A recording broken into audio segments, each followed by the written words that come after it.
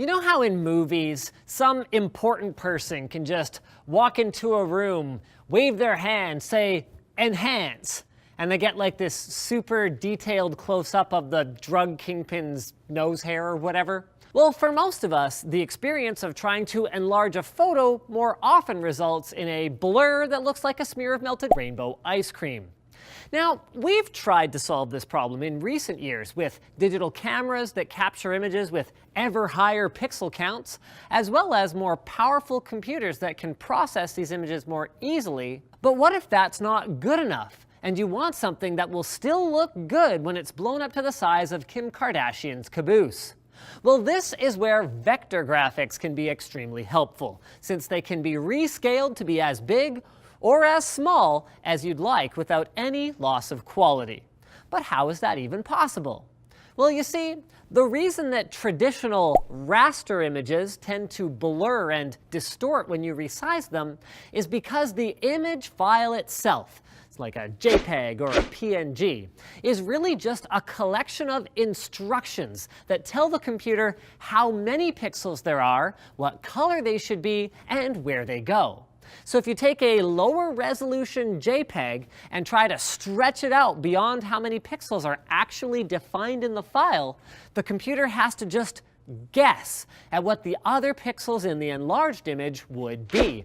A very imperfect science that might be okay for something like blowing up a 4x6 to 5x7 for the wall, but can result in horrible looking enlargements. And the bigger you go, the worse it gets. Vector graphics, on the other hand, work in a fundamentally different way. Instead of telling a computer what pixel goes where, vector files define images using lines and shapes, and their positions relative to each other. For example, the file might tell the computer, I want a line here, a triangle here, and a curve that bends exactly like this in some other place. The computer can then render these instructions into a nice looking smooth-lined image each time you enlarge or shrink it. A little like a graphics card can render a frame of a video game in any resolution you choose, providing your video card can handle it, from a set of instructions specifying where things like polygons should go. And because these instructions remain exactly the same, no matter how large or small the image ends up being, vector files have the significant advantage of taking up the same amount of space on your computer's drive. So you can end up with an image large enough to look crisp on a highway billboard while still taking up less than a megabyte. Well, gee, Linus, that sounds fantastic. With better quality and smaller file sizes, why aren't all images vector? Great question. Because vector graphics are defined by lines and polygons, they don't have as much granularity as raster images, which define graphics pixel by pixel, meaning that vector graphics, at least currently, aren't usually a great choice for photos and other images that are designed to look photorealistic.